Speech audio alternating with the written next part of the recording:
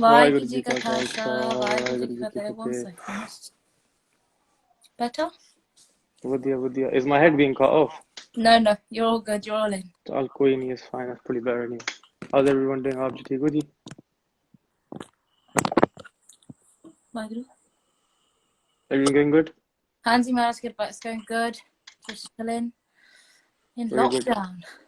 everyone in the comments drop us a wave man drop us a nice big hut that kind of hut so you can see it man I'm placing it चलो on our heads. Family on our heads.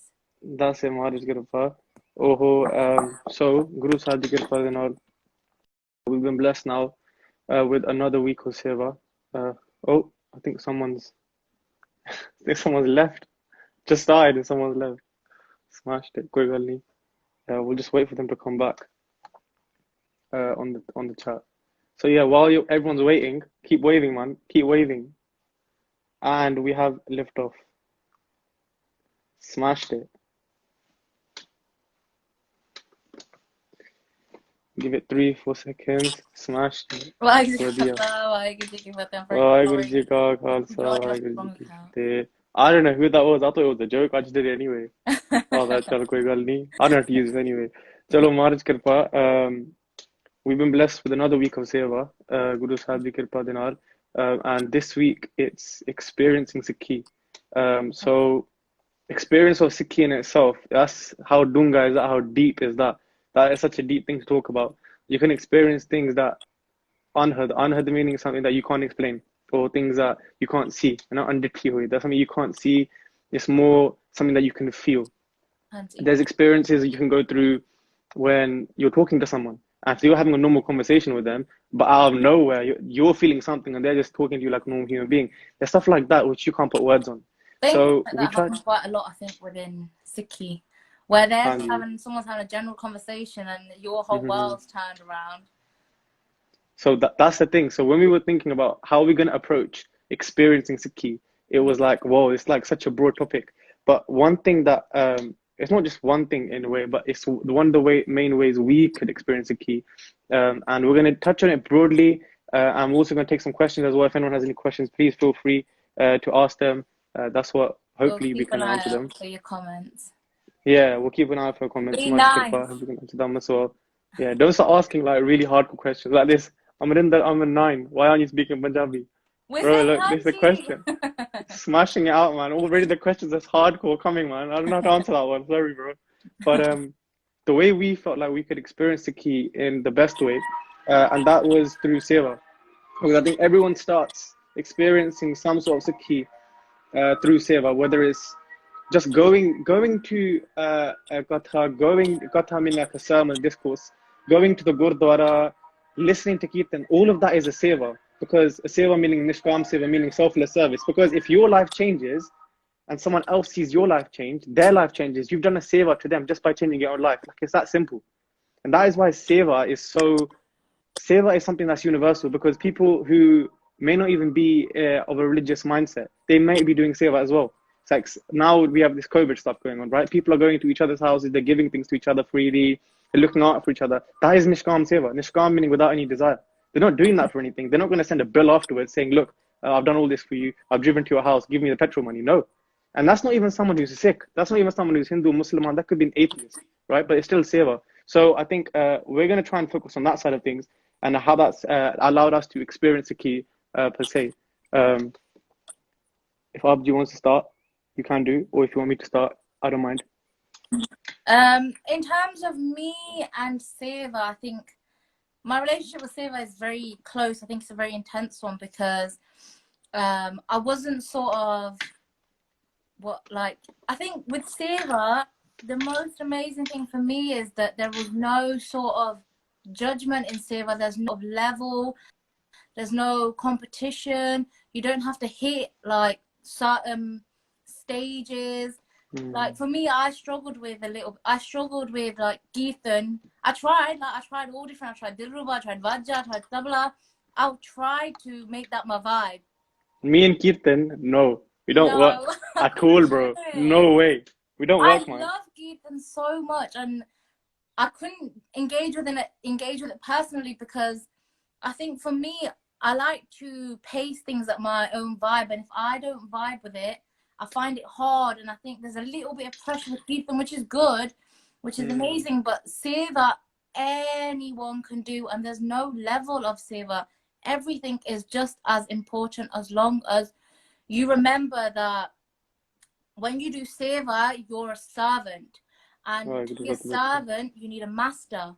And for us, that master is Vaheguru. So when you're doing Pandyan di Seva and you have your master in mind, everything comes back into perspective. Where if you're doing Pandyan di Seva just without being a servant, without it being Seva, that's where your ego comes into play. And then the whole point of you doing Pandyan di Seva falls apart a little bit, for me personally.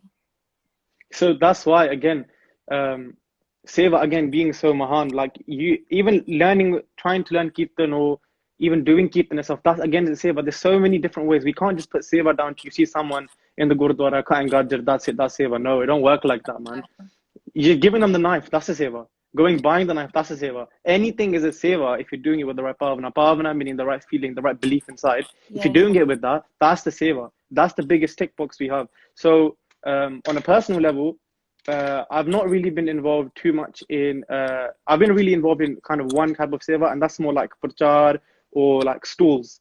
I personally started off doing... Huh? We all love stalls. Oh, who doesn't love stalls? We all love stalls. Saying them up in the morning, saying them all day, and then taking them down in the evening. Your hands are frozen. You're standing there thinking, what is going on? But it's the most blissful doing stalls because you get darshan of so many different types of sanghas. So many sangha members I've connected with through stalls. It's funny because a lot of people, especially in the financial sector, Das is doing a degree in in finance. They actually say like, be ready to speak with clients, be ready to speak with people. And they think, do you have any experience in that? And I was thinking, bro, you have no idea. The type of people that come up to you and ask you some questions, you're like, sorry?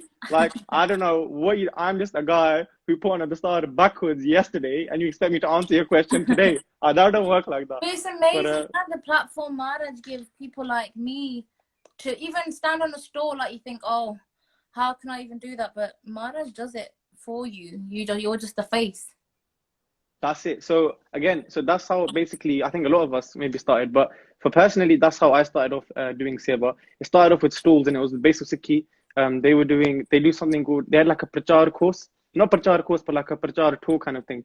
So they'd be setting up stalls in places where there was not a huge Sikh population, and that's where we would go out and do prachar the most. You've probably seen videos of it on the Base of Sikhi channel, where you see Jagraj Singh doing Q&As and stuff like that. It was basically that.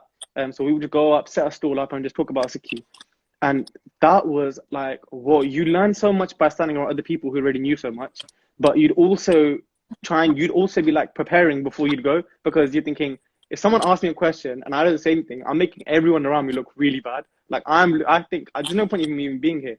So I'd always do a little bit of studying beforehand. That's the first thing it taught me, is that you should never go into any situation unprepared. A good Sikhs are always prepared. And when we have this slogan that a lot of people hear is "Tyar bar tyar," and people just seem to take it as in a physical form of being always shastrtari. Shastrtari meaning always wearing weapons like kirpan, etc.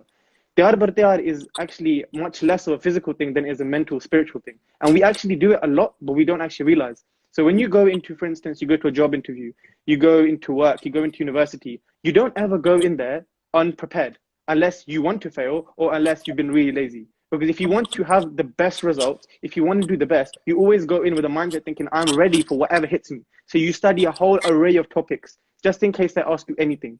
Yeah. And so for me, that was the biggest thing I learned, because I was going to school at the time as well. And I was thinking, I have to prepare for this the way I prepare for school. Because in school, they can chuck something at me. I'm thinking, damn, I never studied that, right? But then I look like an idiot. But here, I'm in Sikhi, and they're asking me questions. I don't make myself look like a fool. I make everyone else around me who has more knowledge than me look like fools, because they ask me, and they probably think that they didn't teach me right. But also, I put Sikhi down as well. Because if I can't answer the question, they probably think, oh, there's no answer, or there's no actual answer, and it doesn't look good.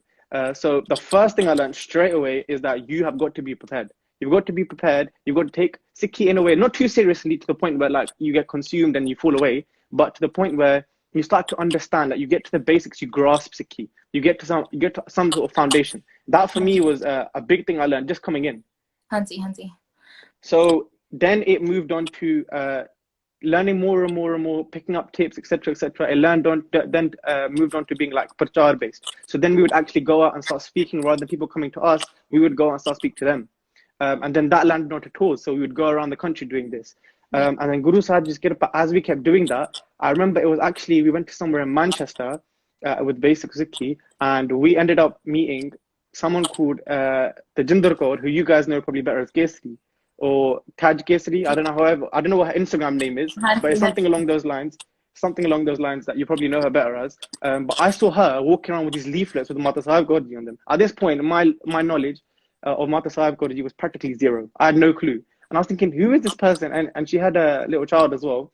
And they're walking around just giving these leaflets. I'm thinking, what the hell? And everyone was talking to them. I'm thinking, nah, I don't really get this. I'm going to stay away. It's probably one of those people who would ask me a question about Mata Sahib Gaurji and I'm not prepared. So I'm like, forget this. I'm not getting involved. So I stayed away. But then I picked up the leaflet after she was gone and I read it. I was like, what's this all about? They're making a movie? Like, great. I can learn about something in 1.5 hours in a really simple way.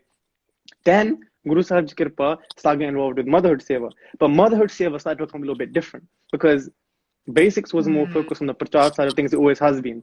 Motherhood was, there's a movie. And I'm thinking, whoa, I only watch movies, bro. And that's with subtitles. So how am I going to do this, bro? Like, this is going to be hardcore. So what I learned here at Motherhood was that you can get a seva at any time. You could get a seva Carry on. No, what I was going to say was like, was the thing. No, go, you go. No, I think there's a delay. I'm going to stop. You go. No, you go, Buzzy. You're on a roll. Okay, chalo, I'll go on then. So for me, it was the second thing I learned from seva, and this is at a different place now, is that you could get seva at any point. A seva could come at any time from anyone. And this, again, something that applies to your life as well. Seva, again, just to understanding what it means, seva meaning selfless service, okay? And that could be to anyone, anything. You could do selfless service to even an animal, to a plant, anything. But one thing I learned, especially being in Motherhood Seva, is that you could get a seva at any time, any point, and you have to be ready. Again, the first thing led into the second thing, is you've got to always be ready. Because any time anything could come, you've always got to be well prepared to give it your best shot, because we're representing Guru Sahib Ji here. We're representing something bigger than ourselves. I think with like Guru Sahib's Kirpa, I was able to do seva with Muske and Motherhood. And the biggest shock to the system was you need to be, if you're going to say yes to be a sevadar, you can't think about, oh, I'm good at making a poster or I'm good at taking a picture.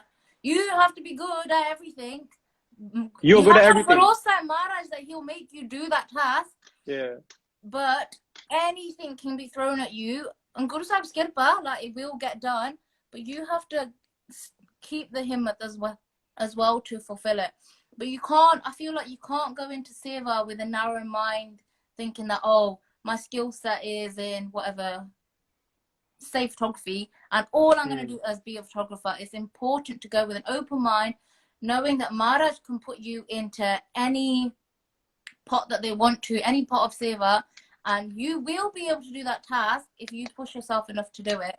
And that feeling is the most amazing feeling. Doing seva out of your comfort zone is a completely different type of bliss, and it is nothing compares to it.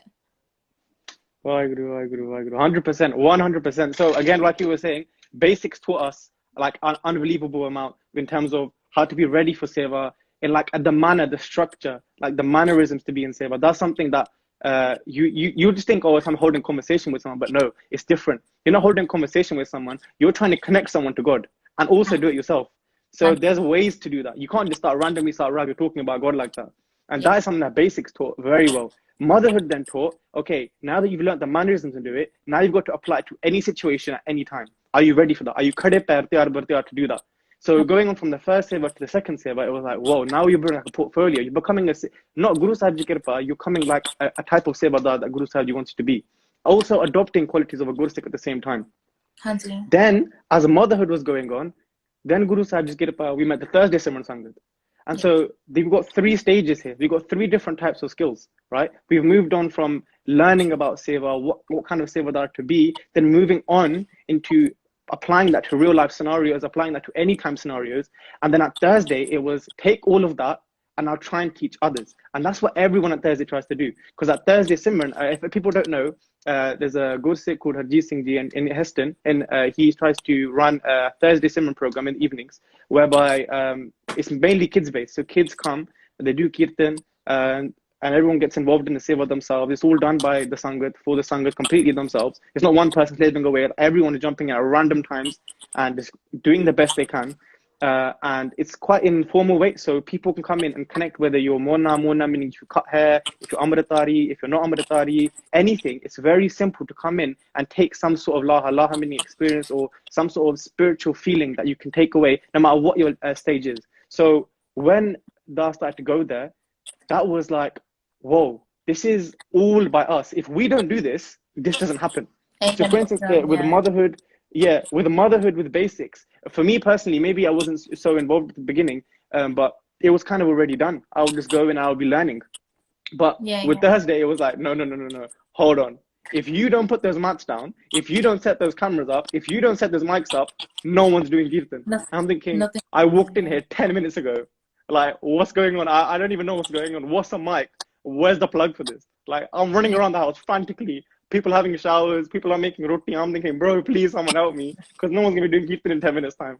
So that third thing was, now it's like a pressure, like a responsibility. And you kind of think that it's like when you go preparing for a selection test, or you're preparing for uni or work, you have to keep working at it. You have to prepare yourself, because at the end, one day you might be the person preparing someone else. And that was always a big thing. And so learning that, going from someone learning about seva, then coming into seva, kind of taking seva seriously, and then to the point where now at a different environment where you're kind of teaching other people on the job, that kind of taught me, it's like about life as well. Life is seva. You know, when you live Sikhi. So for me, like, you went through the whole like sort of stall training, and then you came into a family environment after. When my training for, I'd say, like seva, such as stalls and being involved in like large scale projects, came through training at home. So it was like, I'm part of like quite a big family. We had big family events. So it was like, oh, we got a party, or it's someone's birthday, preparing the food, whatever, hosting. So those kind of things we did at home was what prepared us for the outside world. And things like for me, when I started doing seva, like going to the Gurugad, doing Jode Andi Seva, Bandi Andi Seva, Langar, I was quite shy.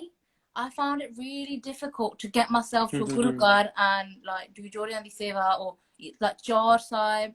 I found it really hard, and the way I got pushed out of my comfort zone was remembering what I used to do at home in terms of big family and how we used to go about. So my initial push to do seva was when Mahapur came to England on tour. Baba Karandeep Singh Ji and son Baba Gurbach Singh Ji from Sevawala, they came to England, and I never really like thrived in Kirtan or Santya. I just like, oh, I started around the start, took Amrit. I was like, no, I hadn't taken Amrit at that point. I was in my own vibe. And then when they came, everything, the whole vibe, the whole atmosphere was something that I was used to. I was used to a house full of loads of people, serving people, dishes, things like that was very normal in my life. So I was like, yo, I can actually do this. Like, this is all right. And then I incorporated that into seva, and something that was so normal to me became seva, and I was all right at it. Like, I really enjoyed it and I thrived in it.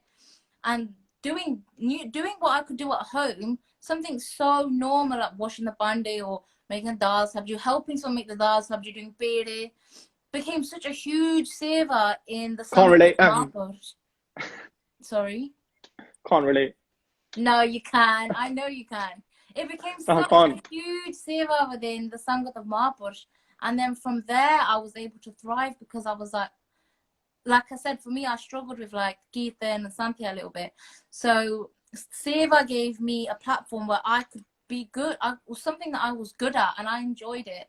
And that was from what I knew at home. And then I brought it into Sangat. Then I took it into a Gurugad. And then we took it to India. Like, I spent 5 months in India, and the whole like being in a large family, smiles, pyar, it got me a long way within my journey of seva. And really, essentially, that's what got me here. And I think it's important to, like, seva doesn't have to start from you being a pracharak straight away, or you being falling into the deep end. You just use what you know and take it to help others, take it into different streams, and you'll find your place. So someone earlier was saying, sometimes Guru Sahib gives you seva you're unprepared for. This is the thing. It's a yes and I know, because Guru Sahib will give you seva that you think you're not prepared for, but they will never give you something that you can't handle. They'll either bring someone in to sort that out, or you'll do something to the best of your ability, and that is okay. That in that situation, it becomes okay. For some reason, everyone else is doing something so much better, but Guru Sahib put you there. You might have flopped in your eyes, and in fact, you might have flopped in the overall sense, but because Guru Sahib has seen the bhavana, they've seen that pyar, they've seen that prem, they've seen that love go into that seva. It's a tick box. They're like, yeah, that's all I wanted. I just wanted to see how you do. Yeah. Maharaj said, that's actually a pankti Guru Gobind Singh Ji says, and they say, Rahat pyari mujhko, Sikh pyara nahi. Okay, and what that means, Rahat pyari mujhko, Rahat meaning the way you live your life. Okay, our discipline on a day-to-day life. Rahat pyari mujhko, Guru Gobind Singh Ji saying that I love pyari mujhko, that I love the way you live. So I love the way you wake up Amrit Vela. I love the way that you're reading your Nitnim. I love these things. Sikh pyara nahi. I'm not worried about the person, what you've done, what kind of baggage you bring with you. It's what you're doing that means the most to me. You could be Mona, you could be someone who's got cut hair, you could be someone who's living Amritari for 15, 20 years, a whole family of Amritaris. It doesn't matter to Guru Gobind Singh Ji. They just want to see how you do with the task that they give you. And for me personally, that was a big thing, because I wasn't very good at anything, and I'm still not very good at anything. I'm still learning from other people. I think Lucinda Kaur is paused. I'm not too sure. Chalo, I'll carry on anyway. Hopefully she comes back in. The biggest thing for personally was that I was a family of people who'd cut hair. Oh, I think she's left. Chalo, hopefully she'll come back. Coming from a family of people who had cut hair, coming from an environment of people I'd never seen a Gursikh in my life, never spoken to them a Gursikh, someone leaving Sikhi, anything like that. It was difficult coming into a seva environment, picking up things, trying to do your best when you knew you were flopping, and everyone else around you thinking, what is he doing? He's not doing very well. So one of the things that personally I've learned doing seva on a general level is that you need to have nimrata in seva. So nimrata means humility. Humility in a very simple sense is meaning that you don't think of yourself as too high. You don't think of yourself as I am the greatest thing that's ever walked this planet. Because in seva, you'll notice that all you're doing is you're trying to learn how to be someone who is not so full of themselves. So if you think about it in a very simple sense, when you go to work, you go in there, if you walked in there with a huge ego thinking, I'm the best thing that's ever happened to this company, right? And then you get a job to do, you do the job and you flop. Everyone else can see you thinking, this guy walked in like he's the next Elon Musk and he's flopped so badly. It brings your reputation down so much lower. But if you went in with the first thing saying, look, I'm new, I'm ready to learn, whatever chucked at me, I'm ready, but I need you guys to help me. Even if you failed, they would be there as like your safety guard, as your safety cat, thinking he might have flopped, but he learned. He might have flopped, but he had that nimrata, he had that humility to think, at least next time I know what to do. At least next time I'm ready to take this on. At least next time I'm prepared. So for me personally, that was at basics. At basics, I was flopping all the time. Even if I went back to basics, whenever the seva starts again in terms of physically, I started doing seva, then I probably would fail again, because everyone around me is doing so much better, right? But if someone walks in with the nimrata, oh, I think Lucinda's code is back. 1 second.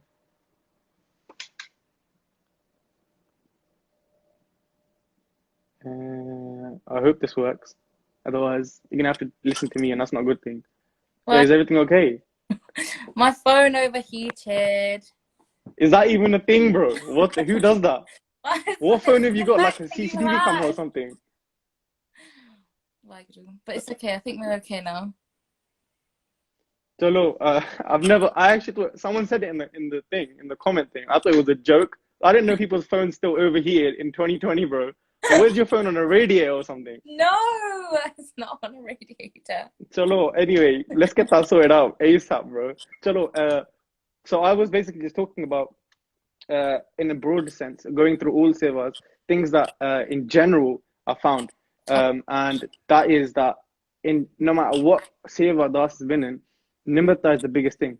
Because Hanji. no matter whatever's chucked at you, no matter if you're ready for it or not, and no matter if you're teaching other people, if you don't do that with humility, if you don't do that with the sense that I'm teaching someone in the position that I was maybe a few years ago, I was there who didn't know to do it, and I speak to them as I know better than you, that's the problem, is because you firstly won't connect to them because they'll just feel like you're talking at them, not with them. Hanji. And the second thing is that the nimrata is there, the humility is there because you need to appreciate the fact that you were probably there at a previous stage as well. So that's the biggest thing I've learned. You probably can appreciate that yourself as well. Hanji, completely. I think that's what, when I said at the beginning that when we do seva, we have to understand that, well, for me personally, this is how I treat that whole situation, that I see myself as a servant and Guru Sahib as the master, and I have to remember that whatever I'm doing is in command of Guru Sahib. And whenever I lose sight of that, that's when my ego comes into play. So that's how I sort of remain focused. And I don't know whether when I do seva, I treat it as seva at that time, because that's again your ego creeping up. I think it's quite a hard situation to understand and be humble about, because you're like, yo, I'm cleaning someone's shoes, like this is good for me. But you have to remember that no, like that's what Maharaj wants for you. And I can't remember, I was listening to something and they were like that there's two types of people that do seva. One is people that do seva because they want something, and the second is people that just do seva because they love Guru Sahib, and that's all they want. All they want is Guru Sahib's prem. But really, when I was thinking about that, I was like, but wanting Guru Sahib's prem is still wanting something. And as Maharaj's kids, I believe that we're entitled to asking Maharaj. If we don't ask them, who are we going to ask? So yeah, it's important to stay humble. But for me, it's important to keep Guru Sahib in sight and knowing that whatever you're doing with their kirpa, and whatever you desire, they will give you because they love you. But it's important to know that you're doing it completely humbly, and that you don't desire anything that isn't worth desiring for, anything temporary, because only Guru Sahib is permanent. So this is the thing. This is something that I learned at the beginning and even halfway through as well. There's a way to do seva. People just think, oh, I'll walk in and do this. No, there's a way to do seva. There's certain type of qualities to be a sevadar as well. And very simply, if you look at 52 hukams, so if people don't know, before Guru Gobind Singh Ji left their physical body, they'd written out 52 hukams. Hukams meaning commands. And one of those commands is before you start any task, do an ardas. Okay, and if people don't know what an ardas is two words. Arz meaning like a plea, okay, like a request, and das meaning a servant. So the person doing the plea would be the servant, and the ardas would be going to someone like a master. And so the reason we do that is because A, we're invoking power. We have no power ourselves, you think about it. We never took birth into this world ourselves. We never fed ourselves when we were 1 years old. Like all these things, we don't breathe ourselves as well. These things will happen automatically. These are all dains by Guru Sahib. Dain meaning giving. They're all blessings upon Guru Sahib that Guru Sahib has given to us. So we should never ever think that, yeah, I'm doing this, because you weren't doing it when you were 1. You weren't doing it when you were like 3 days old. You're probably not still doing it now. Someone's doing it for you. It's something that we can't see, or something that we can't physically with these eyes see, but we can probably experience. And this is why we're coming back to the experience of Sikhi. It's important when you start doing small things that Guru Sahib you set in place, for instance, like an ardas, you won't feel that hankar meaning ego, which is opposite to nimrata. You won't feel that because you've already asked someone else. You've asked Guru Gobind Singh Ji, you've asked Mata Sahib Gaur Ji, Guru Nanak Dev Ji, whoever you feel like asking at that time, you've asked someone else and they've given you that power. It does two things in ardas. First thing is it gives you the power, so therefore you have more than what you would have done yourself. The second thing, it builds a connection between you and something bigger. It builds a connection between you and Guru Sahib Ji, builds a connection between you and Mata Sahib Gaur Ji, you and a Gursikh, whoever it is that you ask, whoever it is that you feel at the time that you can get some sort of help from, or vidya from, vidya meaning learning, or vidya meaning knowledge. That's a connection, and that's what we're kind of here for. We're kind of here to experience that Sikhi through a connection. Oh no, what's happened here? I think Lucinda Kaur is left again. I hope it's not. I hope that her phone is not overheated again. By the way, okay, anyone that's hating on iPhones, I have an iPhone, okay, and my iPhone's old, so old, it's like it needs to go in the bin. But this, it does not overheat. I don't know what she's cooking it on. Let's have a look if she's back now. This is crazy. How can it overheat that bad? Is that a joke? I hope that's a joke. Like, Bro, I'm what's really going on? sorry. What is going on, bro? It overheated again. It's Are you. you? It's your Is this a madam. running joke or It's your something? brain for Guru Sahib. It's too hot for iPhone to handle. Okay, forget that. Forget that. Is your phone like, or are you cooking something on your No, phone? I'm not cooking anything.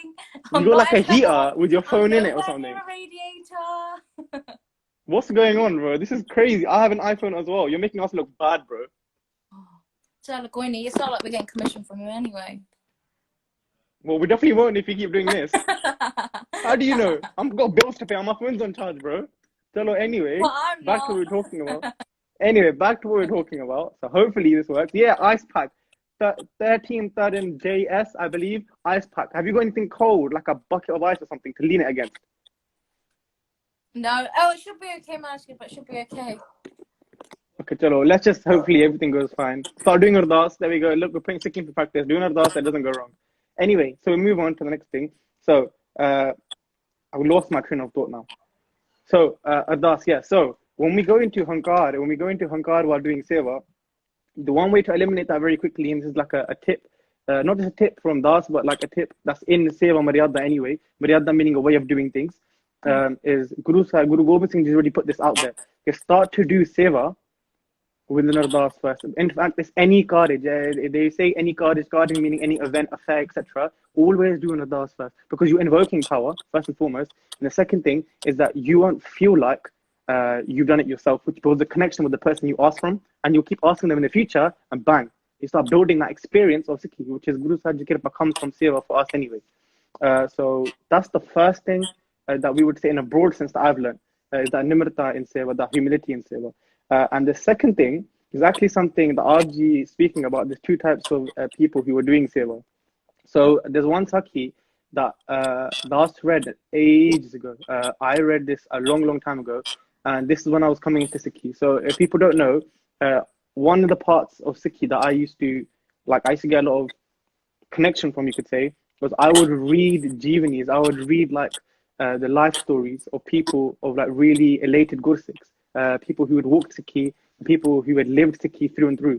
And I would try to draw inspiration from that and take it into my life. Obviously, I was not doing very well because look at them, and I was failing. As I was failing at all the previous year I've done, it wasn't doing very well. But I was still putting things into my life in some way, shape, or form. So I remember reading once, there was a type of Gursikh, the second type he spoke about, was that he was trying to be a little bit clever. And he said, he walked up to Sant Baba Isha Singh Ji once. So Sant Baba Isha Singh Ji, if people don't know, was a Mahapurukh, was a saint of the past 100 years. And they did loads and loads and loads of seva. There's a whole new talk to be done on Baba Isha Singh Ji, but we'll keep it simple just for the Sakhi. So Baba Ji, they would do their seva through kirtan. So they would sing God's praises in gurdwaras and people's houses, etc. And from that, they would explain how to get closer to God, how to build that connection with God, what to do, kind of thing. And from that, many people start to walk onto Sikhi. So for some people, it might be watching basics videos. For some people, it might be going Gurdwara, doing Langar Seva. For some people, it might be the Sakhiyan, the stories they were told as children from their parents, grandparents, etc. And for most people, around, especially around Baba Isha Singh Ji's time, it was listening to them. So what happened was one time, they were in the Gurdwara, I believe, in India, and one Gursikh walked up to them and said, Babaji, how do you get powers? Like, I want to reach a really high spiritual level. And look, this is the thing. When you meet a saint, when you meet a Gursikh, they'll usually have an idea as to where you're coming from and where you're going with it. And Baba Isha Singh Ji, of course, when you meet a saint, it's a whole different game. They were trying to teach him a lesson as to what to expect when doing seva. Like you said, there's someone who asks for something during seva, and there's someone who kind of leaves it to the side and they're happy with whatever they're given. This person was obviously of the mind think that I want something from seva. I mean, that's not a bad thing, but what he was doing was probably going to ruin his seva for the future. So Baba Isha Singh Ji put something in place so that didn't happen. So what happened was, he said to Babaji, how do I gain powers? How do I become a really high spiritual crazy person? And Babaji said to him, you have to do one simple thing. Go into the Langar hall, and from today onwards, for 40 days, you have to do Langar di seva without stopping. And he thought, what? Is that it? Like, Langar seva. I can do Langar seva, anyone can do Langar seva. And he's like, cool, I'm going. And he walks off, and then Babaji goes, hold on, you haven't let me finish. I didn't just say 40 days of Langar Seva. You need to do 40 days of Langar Seva in the way that every single person that you give roti to, every single person that you're giving dal, sabji to, you need to treat them like Guru Nanak Dev Ji Maharaj is asking you themselves. And not just that, when they finish, you pick up their thal like you would pick up Guru Nanak Dev Ji's thal, and you'd clean it like you pick up Guru Nanak Dev Ji's and clean their that thal as well. And he's thinking, okay, probably never done it, but thinking, chal, it can't be that hard, innit? So he goes in and he's in the Langar hall and he's smashing it out. People are coming, speaking nicely. Hey, have one more. Do you want two? Have three. Do you want a little bit more dal? I'll warm it up for you. Is it cold? Don't worry. I'll bring you the water. He's watching them doing the seva and they're watching him. And Baba Isha Singh is standing behind the whole time watching this happen because they know what's about to happen. One day goes like this. He's smashing it. 2 days. He's getting a bit tired doing this because obviously one thing you notice doing seva is that sometimes the anand, like the bliss from it, kind of takes over and you forget about food, you forget about everything else. And it's just like, I want to do the seva because I'm so immersed. And he was like that. He was immersed in the seva. He was going through everything. 3, 4, 5, 6 days have gone this way. On the 7th day, he's completed the seva, gone home. And the 8th day, he's come back. So on this 8th day, he's doing the same seva. But what's happened is, while he's doing it, it's got to about midday, and someone has said to him, I want this many prasad, I want this many roti.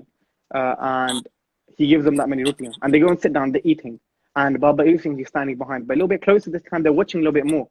On the 8th day, this happened. And what's happened is, after he's eaten, he's got back up and come back over to this Gursikh and said, I want more.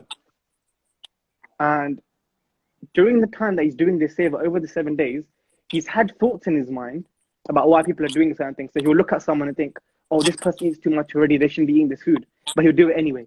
Like, the thoughts was there, but he wouldn't act on them. But it got to the 8th day and he's thinking, nah, it's getting a bit too much. And the thoughts are kind of consuming his seva. You can see on the outside as well. He's not doing the whole, if you want 2, I'll give you 3. If you want it cold, I'll go warm it out for you. He's all doing like the kind of take it and get out of my face. And Baba Isha Singh was trying to see this. He got to the 8th day. When he's now asked again, can I have one more? He then shouts really loudly. He goes, don't you feel disgusted? You've had 3 already and you want another one. That's dirty. And Baba Isha Singh, he stands behind him and he goes, Bicycle, bro, you were saying to me 40 days, no problem. Bro, it's been 8 days. You got 32 left. Yeah. And he looked at him thinking, what? And what? Why did he fail that badly? Why did he go so wrong at the end, only 8 days in? Because there's 3 things he hadn't learned, which are 3 things we kind of spoke about. He didn't have that nimirta in seva. He didn't have that selflessness, he didn't have that humility, thinking that person is Guru Nanak Dev Ji. That person is God for me, and no matter what they've done, no matter what baggage they've come with, they've asked me for prasad, that it's my duty as a Gursikh to give back. Remember, when we look at Sikhi in general, we consider Sikhi as a dharam. A dharam meaning something to uphold righteousness with. So upholding righteousness means it's a duty to do that. And in seva, in langar, in kirtan, in anything you do, we have to uphold righteousness. And in upholding righteousness in the langar hall, it seems like one of the most simple things. Simple things, but he wasn't thinking simply. He wasn't thinking in the righteous way. He was thinking, this guy is not getting no more, I want it. Or this guy's not getting no more, I want to give to someone else. Babaji's watching. Yeah, he wasn't thinking with that Gursikh Nimirta mentality. That's the first place it went wrong for him. The second thing is that while he was doing the seva, he probably didn't start with an ardas. So he was doing it off his own back. Because if he's asked Babaji for help, if he's asked another Gursikh, if he asked Guru Sahib Ji, he might have made it 16 days, he might have made it 24, he might have made it the whole 40, we don't know. But it's because he didn't start with the ardas, it went wrong from the beginning. Remember, 40 is 1/5 is 8. So he only managed to complete 1/5 of this, so there's still 4/5 left. 1/5 or something is like usually the beginning. He didn't even manage to get the beginning bit. So that's 2 things that went wrong. And the third thing is that he became a bit complacent with dealing with himself. He didn't actually deal with himself when he needed to be dealt with. So some people in seva, or some people in life in general, what they'll do is that even though they carry on going through life, they hitch or they make a mistake and they don't recognize that I need to get help, and they keep making the same mistakes, and that leads to so many problems in so many different places. In Gursikhi and Sikhi in general, especially when you meet Sangat meaning like-minded individuals, you can meet anyone, speak to anyone, and they will help you with that problem. Because they all have that nimirta as well, and they've made the same mistake you have, probably in the past at some point. And they might have laughed or joked about it with you to make you feel like less scared about it or less anxious about it. Because when Sikhi, everyone's gonna make mistakes. And Guru Sahib Ji again says, There's a Pankti in Guru Sahib Ji, Pankti meaning a line. They say, Pullan andar sabko, apollo Guru kartar. So Pullan meaning a mistake. They Pullan andar sabko, every single person, sab meaning everyone is capable of making a mistake. And but then they mention two people who can't make mistakes. And say Pullan andar sabko, apol meaning without, meaning usually if you read anything, it means without something. So apol meaning without mistakes, Guru, any Guru Sahib Ji from Guru Nanak Dev Ji Maharaj Ji to Guru Granth Sahib Ji Maharaj Ji, and Kartar meaning Vaheguru Ji. So God, Allah, Ram, whatever people connect that with, they are the only people that can't make mistakes. So we were bound to make mistakes. In a way, we're kind of born to make mistakes. Einstein even said it himself. Insanity is someone who keeps doing the same thing over and over again, but expects different results. So insanity, making mistakes, the biggest thing is that we're here for that. We can't go insane. We can understand the fact that we're going to make mistakes. And that's so okay. It's all right. Guru Sahib expects that from us because we're not perfect. Exactly. 100%. So after all this happened, then Baba Isha Singh Ji. By the way, if you see this changing, this length, I don't know how to use Instagram properly. I don't know if you double tap stuff, it changes. So I'm still coping with this. Forgive me. But anyway, back to what I was saying. So Baba Isha Singh Ji finished a solo deal. He went home. He didn't come back again. He got scared. He didn't want anything to do with it. And Baba Isha Singh Ji then says, the person who does this seva for 40 days in this way, and this is a bachan for everyone, bachan being like a command or like a kind of like a boon. So if you do this, this is a gain thing. It's like an if statement. In science, we have if statements. If meaning if you do this, you get this. It's always in that way. So in the if statement for this, for Baba Isha Singh Ji, was anyone that does this seva for 40 days in Langar Hall with the same bhavana, i.e. the same belief and the same prayer and love, that the person in front of them is doing seva, like it's Guru Gobind Singh Ji, Guru Nanak Dev Ji in front of them, they will have the same fal, they'll get the same spiritual blessings as doing 12 years of uninterrupted Simran Rom, so 24/7. That's Baba Isha Singh Ji's bhajan, and that's a sick bhajan. Imagine doing that. Guru Sahib Ji Kirpa, imagine walking in for 40 days, doing the ardas every day, staying in Nimrata. How much blessings can you get? 12 years of seva is like, That's whoa, the 12 beauty, years of Simran is that's the crazy. beauty of seva. I think some people might struggle with sitting and doing bhakti or jobs or simran. Seva allows you to focus in those areas, and if you can't focus in those areas, you focus in your simran and you focus in your seva, and things like simran all start automatically falling in place because the best way to do seva is it's all one big with experience. simran Exactly. going on. So it's a win-win situation, and the best thing is anyone can do it of any age. There is no limit to how big or how small the seva is, as long as you're doing it with full prem and sharda. So if we look at, there's one last thing for me personally, and this is I learned something recently. So the reason I'm using this example is because people may know us personally, or people may think of seeing us around doing seva and think, oh, these guys are doing seva like the people he was speaking about at the beginning. There's people who know what they're doing, etc. You might look at us like that. But believe me, well, personally anyway, I'm still learning. I'm learning so much, and I'm learning from those people around me. So something I learned recently, and it's not something that I've learned in terms of in a broad sense, it's just something recent. So maybe someone can take something from this, is I always have been someone who does something either 0% or 100%. But in seva, I've never actually managed to get to that 100% level. I've never actually managed to get to the point, because remember, there's another pankti, there's another line in Gurbani, the Guru Sahib says, Satguru ki seva gakhdi. So Satguru meaning Guru Sahib Ji, Guru Granth Sahib Ji Maharaj Ji, Guru Nanak Dev Ji Maharaj Ji. Gakhdi meaning really hard. Whereas if you try doing seva, and if you try doing it for an extended period of time, like the Sakhi we just told, like the story we just told, it becomes very hard. It's easy to say, it's much harder to do.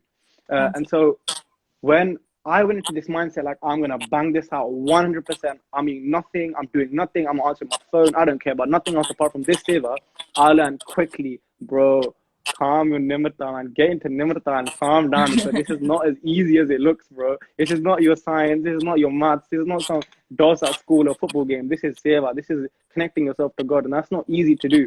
And so there's one thing that stood out to me personally when I heard this, and it's about being lazy. And it's not just in seva, it's in life.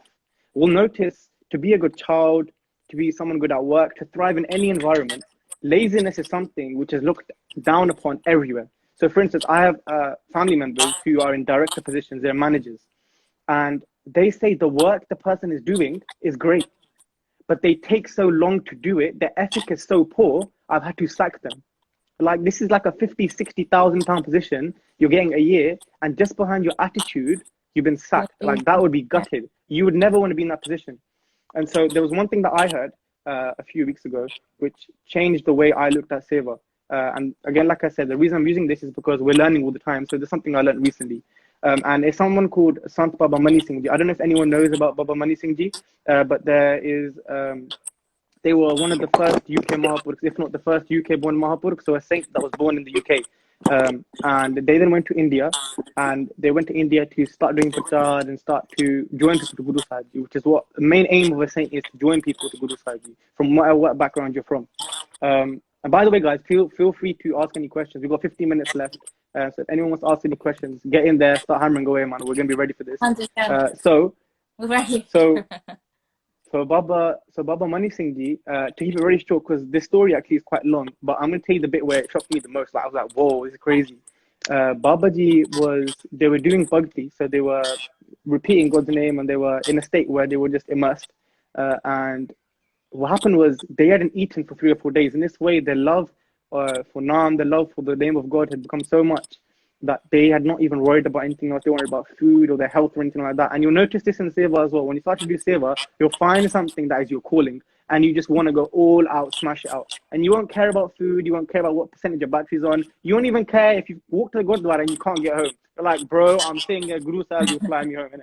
So when Babaji was in this state of mind, of course, it was a much higher than this. That's someone like me saying that. Whatever Babaji was feeling, I couldn't even get onto. But Babaji was doing their bhakti in this way. They were doing their remembrance on God. And as this time was going on, people were starting to notice that this person hasn't eaten for 3 or 4 days, and it was so hot. We're talking India here. It's not like England. Here in England, like it gets hot. Everyone starts getting sunbathing. Like it's not that level here. In India, it's hot all the time. Like practically all the time, it's hot there. And so Babaji was sitting in the middle of a desert doing this in the floor. They were the only place they'd found to sit. And what happened was, someone came up to them and said, Babaji, do you want to eat or drink anything like that? And they said, I'm okay at the moment. And then the third day went, and the fourth day, the same question been asked now for 4 days straight. And on the fourth day, they asked Babaji, Babaji, you sure want to eat anything? Like, you're not hot or anything? Do you want to come house, have a shower or anything like that? Cool down. Babaji then said something very simple, but for me, it shocked me. And it's something that I can't get rid of, as in terms of feeling in my mind when I'm doing seva, thinking, you can't make this mistake. Babaji turned around and said to them, why are you worried about me? I'm not worried about me. God has control of me completely. And then they said afterwards, they said, you're telling me to cool down. You're telling me to eat. My body is telling me exactly the same thing. But I've heard my body telling me this the rest of my life. When it's hot, I go cool down. When it's hungry, I go feed it.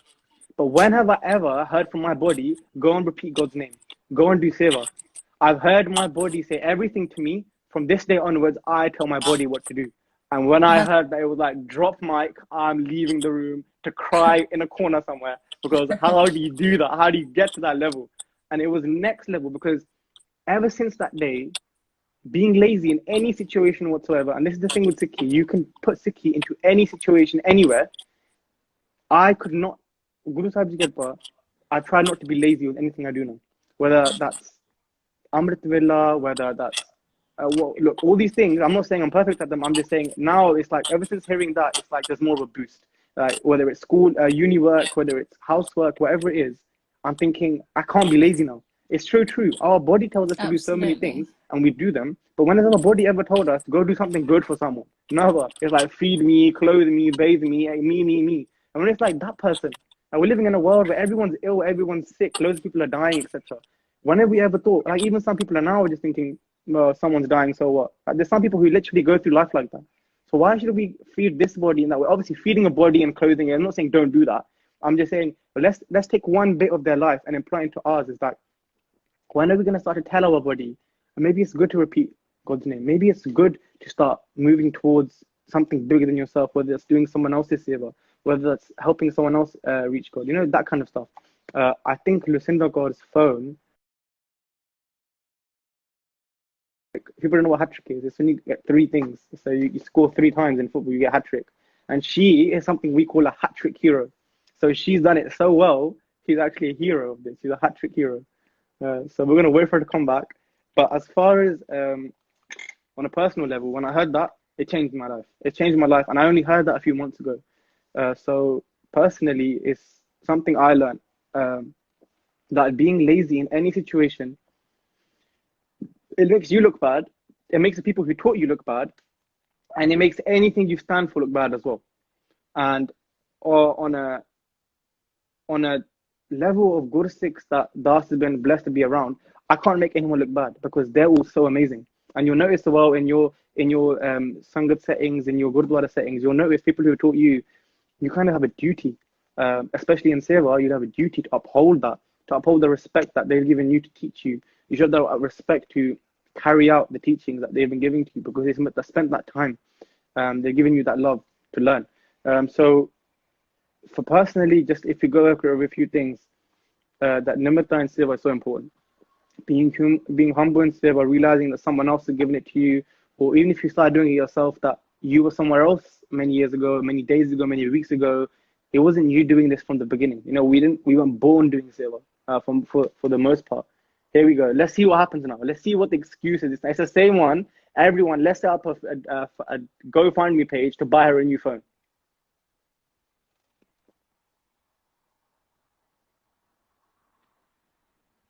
Let's see what happens now. Everyone get ready with the GoFundMe page. Did it overheat, bro? I'm very sorry, and I'm very Okay, so no, hold on. So what's happened is, we're gonna set up a GoFundMe page to buy you a new phone, okay? And we're gonna put in, I'm gonna remortgage my house, right? I'm gonna sell all the cars in the driveway to get you a new phone. Because for an iPhone in the 21st century, 2020, for a phone to do that is ridiculous. It's because it was on charge whilst being on No. I think what you're doing is you're toasting the phone. You put the phone in a toaster and somewhere to hold it, and it's not worked out very well. Let's be real here. Chalo, it's fine. We managed to get through. Make sure your phone is okay. No, lesson number 1 in Seva is Tyar Ver Tyar. Get a phone that works with a charger that's not going to explode and turn into a bomb. Okay, that's the first thing.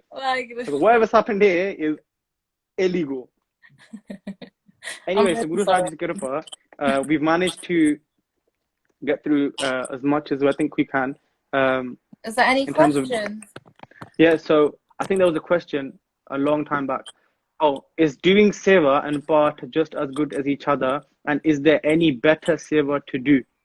Do you want to start with that? I don't know, really. I think with me personally, doing seva boosted my Gurbani job side. So for me, they come hand in hand. I wouldn't say one works more effectively than the other. They both work extremely effectively together.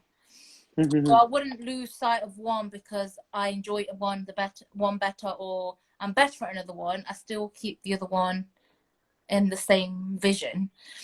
So the way I'm just quickly just going to say something that might quickly, because we only got about 7 minutes, so it might be an analogy for people to take on. The way personally I've looked at Sikhi for a long time is that, you know, the way if you had an elephant and you had 5 people around it, and you close everyone's eyes, you blindfold them, and you ask everyone to hold one part of the elephant. So there's one person standing next to the trunk, next to the leg, and they're blindfolded and they're holding, and they're saying, this feels like a tree trunk, right? Then you have someone standing at the front and they're holding the trunk and they're feeling like, oh, this feels like a snake. And there's someone at the back holding the tail and they're saying, this feels like a broom, right? It's the same thing, but it means something different to every single other person. So Sikhi is in the same way. It is the same thing. Sikhi is one goal, but there's different ways of getting there. And seva, part, whatever you feel like you can do, it's all the same way of getting there. It's just what suits you best, what you can excel at the best. I agree with that. I think if you enjoy seva more, then by all means do it more, do it as much as you can, because it will, everything helps each other. Do you know what I mean? Like, it's not if you do one thing that you're going to get led astray. Your goal is the same as whether you did Gurbani or whether you did seva, whether you did Geethan, whether you did Santya. Ultimately, you're doing Geethan, Santya. They are all forms of seva as well. So everything is seva if you do it depending on with what intention you're doing it with. So again, I think you said before, is there a better seva to do? The best seva, the better seva is something that you can excel at the most.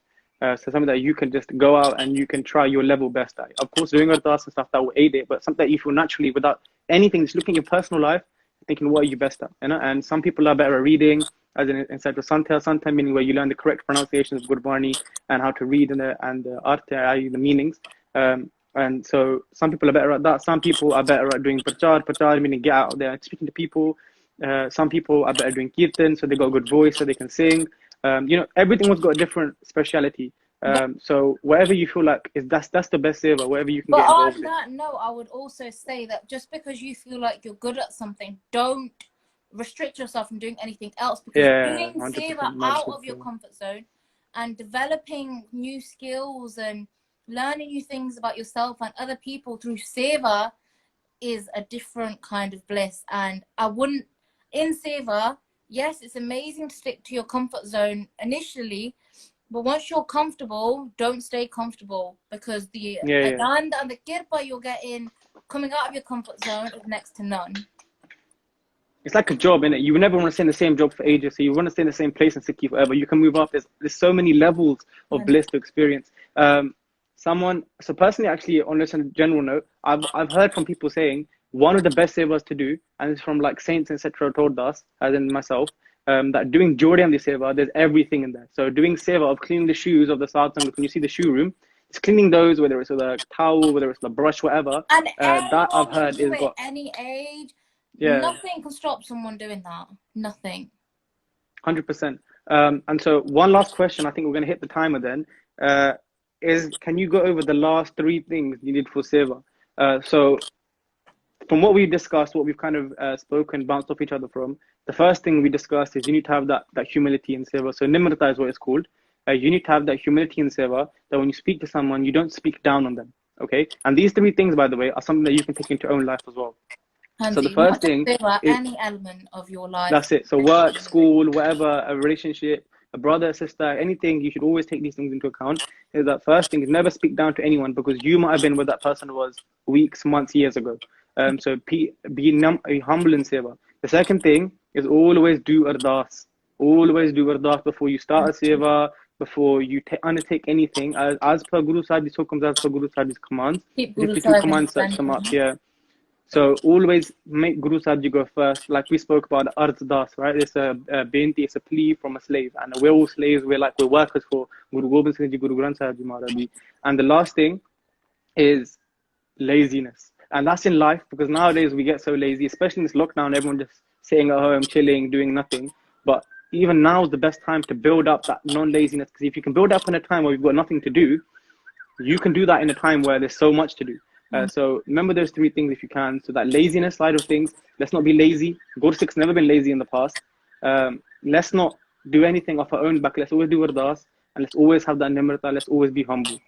So we've got 1 minute 40 seconds. I'll let Lucinda Kaur ji finish off, because best for last, of course. No. And no, I agree with those things. I think for me, in terms of seva, for me, it's Guru Sahib. And keeping Guru Sahib in the center is the biggest thing for keeping. If you keep Guru Sahib in the center of your life, in the center of your seva, in the center of your ardas, then you will always remain humble as their servant, and you'll stay in command to them.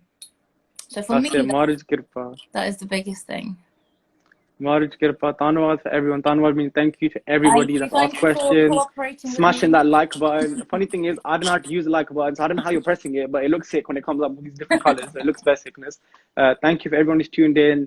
At the beginning, middle, end, doesn't matter. Tanwad Abji, we're just your slaves. Maharaj Kirpa, forgive us for any mistakes that we've made. Keep blessing us to keep doing the seva as well, Maharaj Kirpa. Keep teaching us. Stay in contact.